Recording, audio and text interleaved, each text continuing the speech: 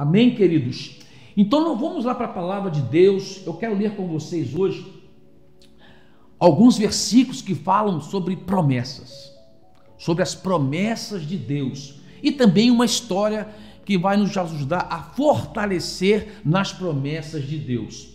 O primeiro versículo que eu quero ler com vocês é Números 14, 6 a 8, que diz assim: Josué, filho de Num, e Calebe, filho de Jefoné, dentre os que haviam observado a terra, rasgaram suas vestes e disseram a toda a comunidade dos israelitas: a terra que percorremos em missão de reconhecimento é excelente. Se o Senhor se agradar de nós, ele nos fará entrar nessa terra onde mana leite e mel, e dará a nós.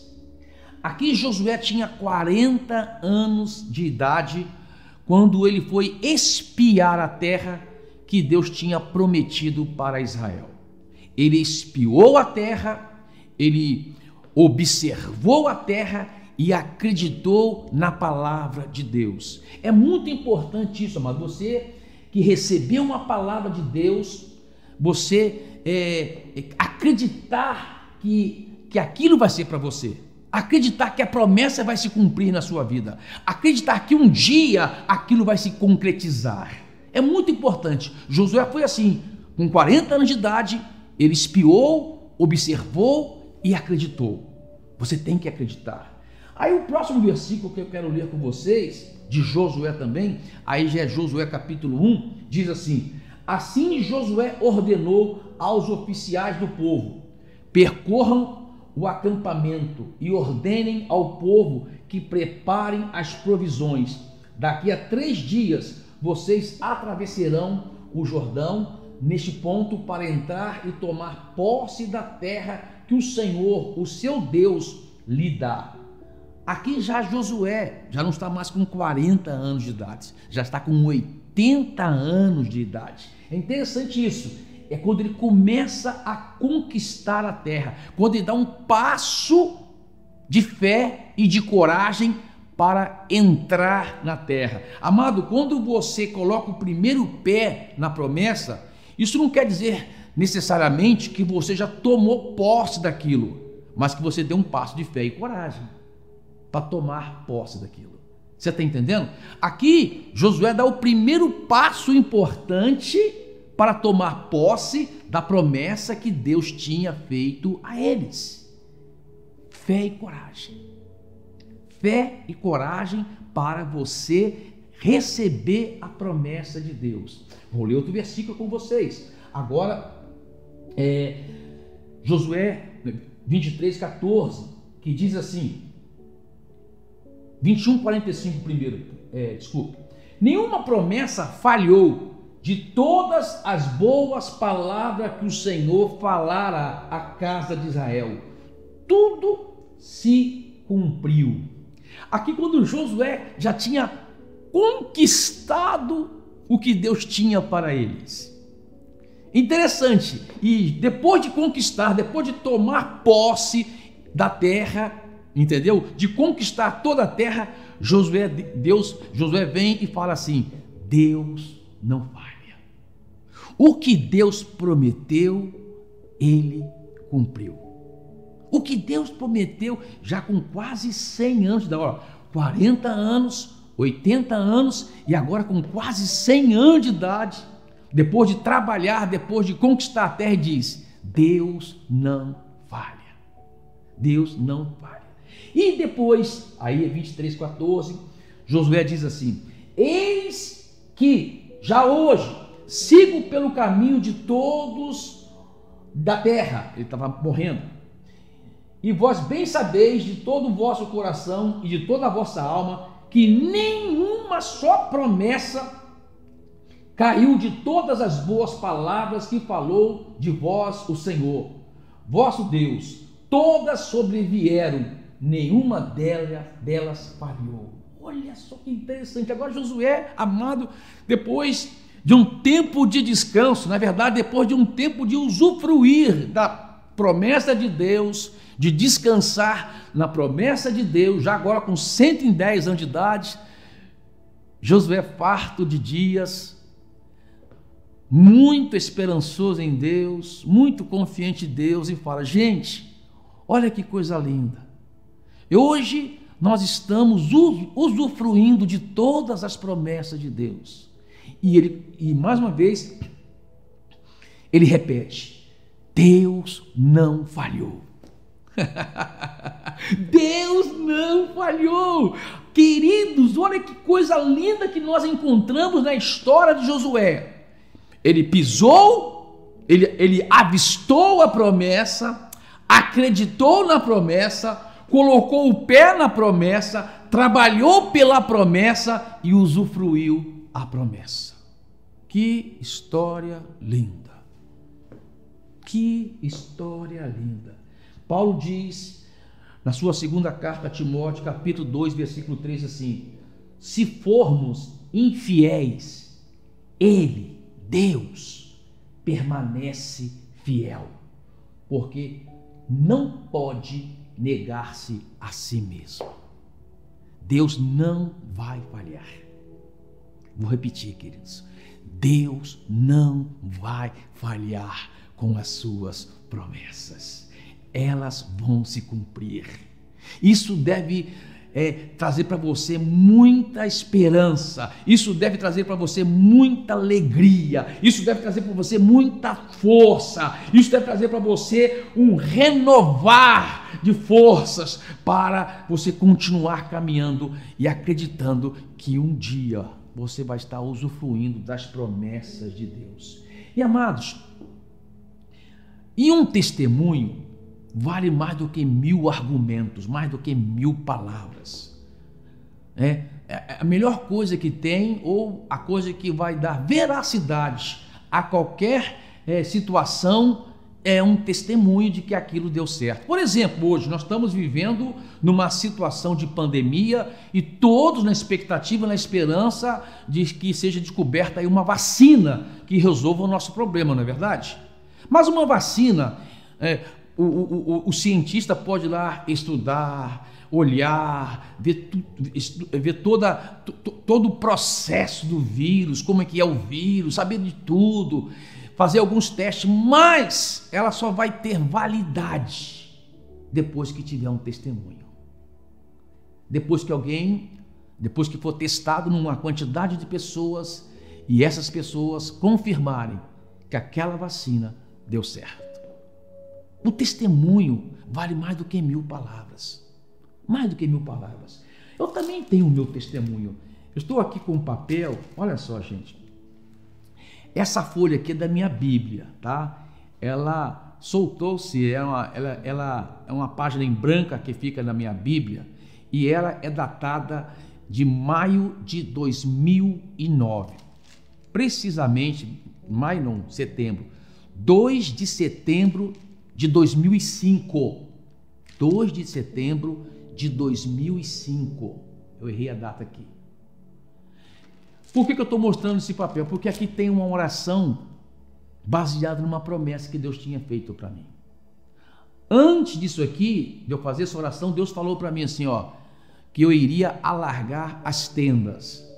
Deus falou: você vai alargar as tendas. Eu estava num lugar pequeno, um lugar bem reduzido para o crescimento que a igreja vinha alcançando naquele momento. E em oração Deus falou comigo que ia largar as tendas. E eu comecei a acreditar na promessa de Deus e comecei a procurar. E até que eu cheguei aqui, onde eu estou agora ministrando para você, Rua Sergipe 663, e eu cheguei nessa área aqui, subi no portão, olhei essa área e cheguei em casa, fiz a oração. Amado, hoje aqui é uma área de 5.000 metros quadrados, com quase 4.000 metros de construção, entendeu? Era algo que para nós, naquele momento de 2005, fora da nossa realidade, da nossa condição financeira. Mas Deus tinha feito uma promessa. Deus tinha dado uma palavra. E eu fiz uma oração. A oração que eu fiz, olha aqui, eu vou ler para você a oração. Lendo Marcos 11, 22, eu falo: tenho fé em Deus e digo: área da Sergipe, venha para nós, eu te ordeno, em nome de Jesus. Eu creio que já é nosso. Peço em oração em nome de Jesus. O que eu fiz? Aqui também está um vidrinho de terra que eu peguei nesse dia. Nesse dia. Aqui tinha terras, montes de terras. Eu peguei a terra, fui para minha casa e escrevi que essa área seria nossa. Coloquei no meu escritório e comecei a orar. Amados, hoje, quase 15 anos depois, nós já estamos aqui e quantas coisas maravilhosas, quantos testemunhos maravilhosos aconteceram nesse lugar. Testemunho vale mais do que 1000 palavras. E mais forte do que o meu testemunho é o testemunho de Josué. Olha o testemunho de Josué, porque era uma circunstância bem mais adversa, uma situação bem mais difícil e um desafio bem maior. E o testemunho de Josué nos ensina acerca das promessas de Deus. Aqui há segredos importantes para tomarmos posse e sermos bem-sucedidos na promessa de Deus. Eu creio que você quer ser bem-sucedido na promessa de Deus. Eu sei que você quer alcançar e usufruir das promessas de Deus na sua vida, mas existe um caminho. E aqui, observando a palavra de Deus e observando a história de Josué, nós vamos aprender sobre isso. A primeira coisa que eu aprendo aqui, querido, aqui em Josué 23, 11, que o segredo é fazer o que Deus ensinou. Você sabe que tem muita gente querendo inventar a roda. Amados, a roda já foi inventada. Nós devemos pensar e praticar aquilo que já foi ensinado para nós. É interessante que aqui em Josué 23, de 1 a 11, não vou ler para você que o texto é longo, Josué já com 80 anos de idade, chega para o povo de Israel e repete as mesmas coisas que ele tinha ouvido de Deus há 40 anos antes. Você está entendendo? Josué começa a repetir, ele fala, gente, Deus mandou se esforçar, vamos nos esforçar. Deus mandou praticar a palavra que ele nos ensinou, vamos praticar. Ou seja, queridos, se detém nas coisas simples e pratica aquilo que Deus ensinou, não tenta inventar a roda. Se ele repetiu, é porque essas coisas são importantes para nós. Então, eu fico observando hoje, tem gente querendo fazer coisas como que quisesse descobrir mistérios, descobrir coisas profundas, sendo que quando nós olhamos para a Bíblia, é muito mais simples do que nós pensamos. É só praticar o que Deus ensinou. É só fazer o que Deus ensinou. Então, queridos, se detém em fazer o que Deus ensinou. É o primeiro segredo de Josué. Josué não tentou inventar a roda. Ele simplesmente praticou o que Deus ensinou. Então eu tenho que olhar para a palavra de Deus e praticar o que Deus ensinou. Você está entendendo? Olhar para a palavra de Deus e ver na palavra de Deus aquilo que é importante para mim e que vai me ajudar a tomar posse daquilo que ele mesmo prometeu. É o primeiro segredo de Josué. Você está entendendo? É fazer as coisas que Deus ensinou. E depois, Josué 1,11 fala assim: passai pelo meio do arraial e ordenai ao povo, dizendo: provede-vos de comida, porque dentro de 3 dias passarei este Jordão. Ou seja, Josué tinha recebido a palavra de Deus e agora ele toma um passo prático. Ele entra na terra para tomar posse dela. Ou seja, Josué começa a trabalhar para o cumprimento da promessa. O que é para você fazer, querido, Deus não vai fazer. Tem coisas que é para você fazer. Você está entendendo? Quando Josué recebeu a promessa de Deus, a palavra de Deus, acreditou e deu um passo de fé e coragem e começou a trabalhar para que a coisa acontecesse. O que ele fez? Gente, olha, Deus prometeu. Agora vamos fazer a nossa parte aqui. Vamos nos prover de alimento para a viagem, vamos nos organizar aqui o exército, vamos fazer aqui uma estratégia de o que cada um vai ter que fazer, porque a promessa vai se cumprir, mas nós temos que fazer a nossa parte. Você precisa fazer a sua parte, e a sua parte é trabalhar para a promessa se cumprir.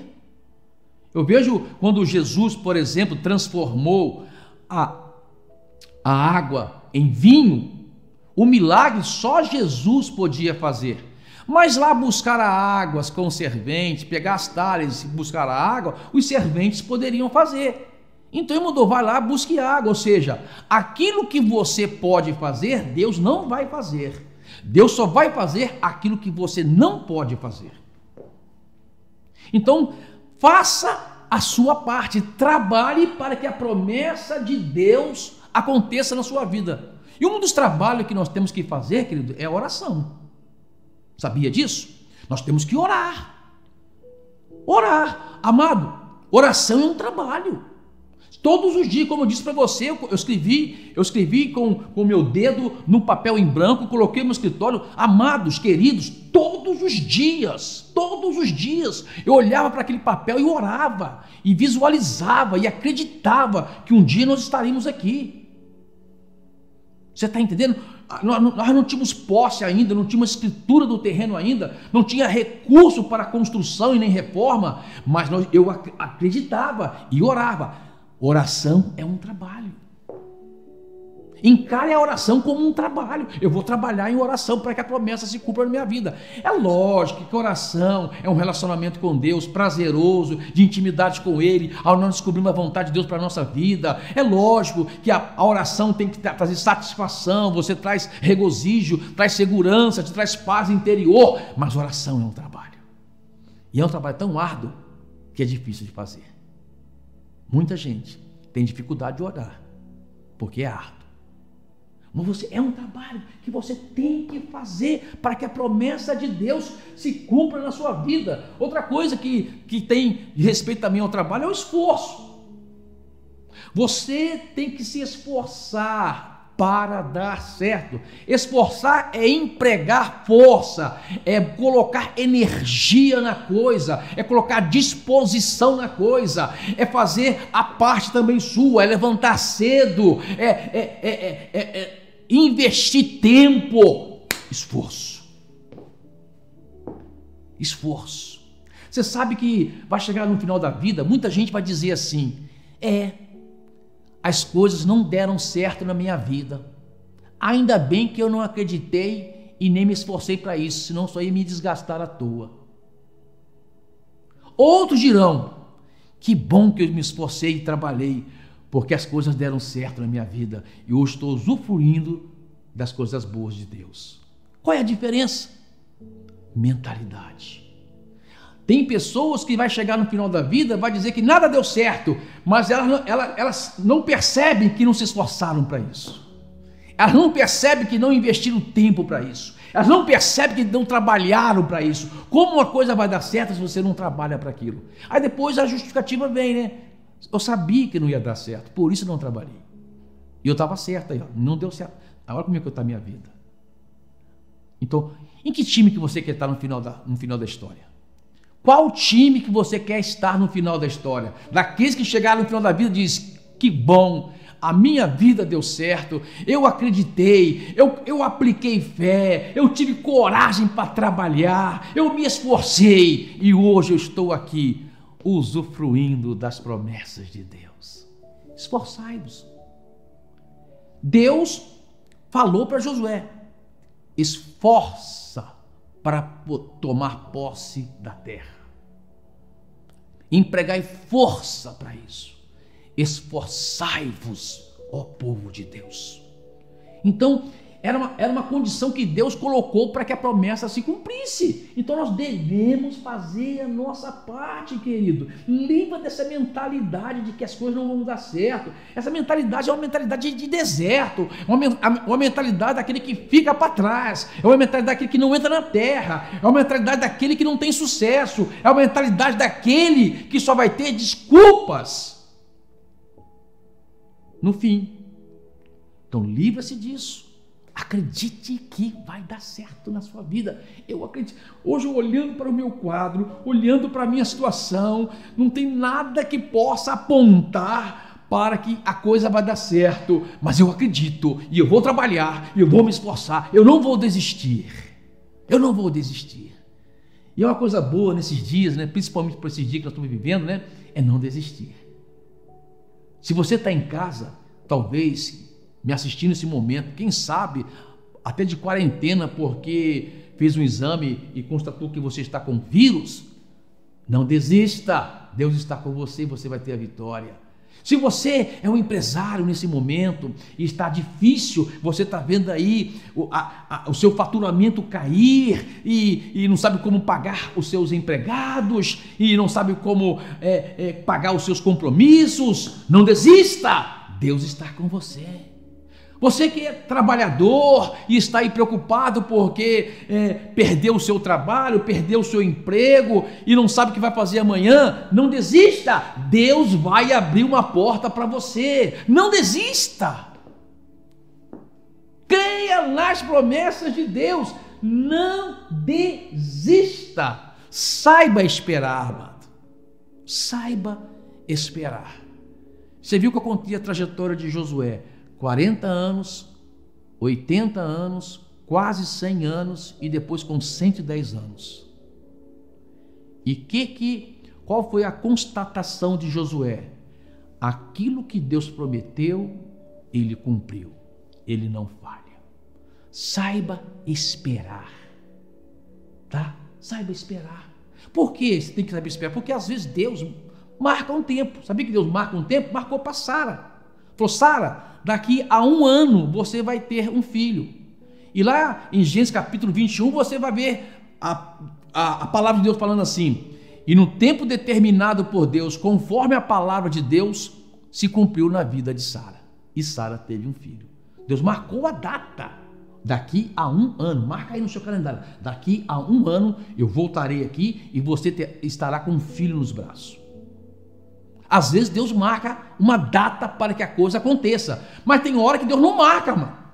Tem hora que Deus manda você esperar, como ele disse para os discípulos, né? Esperai, aguardai em Jerusalém, até que algo aconteça, você vai ter que esperar. Ah, mas quando... Espera. Não seja como aqueles que viram Jesus subir e não esperaram. Só os 120 esperaram.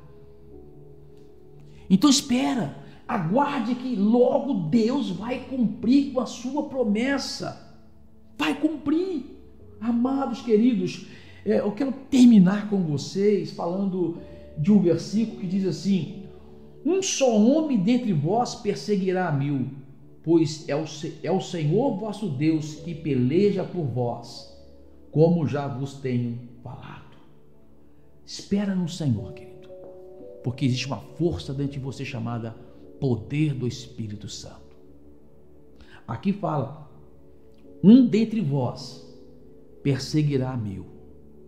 Há uma força dentro de você, e essa força chama-se Espírito Santo, poder de Deus que opera dentro de você, que vai ajudar você a passar por esse tempo e ter vitória, a olhar para as promessas de Deus e a acreditar que elas se cumprirão na sua vida, a olhar para as promessas de Deus e esperar com confiança e esperança em nome de Jesus, a olhar para esse tempo como um tempo de aprendizado e de preparo para algo melhor que Deus tem para fazer. Acredite, Deus não falha.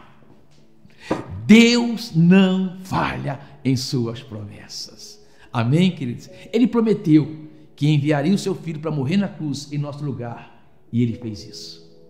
Jesus veio e cumpriu a promessa. Jesus mesmo disse, ele mesmo disse: eu fui enviado para morrer na cruz, para salvar o pecador.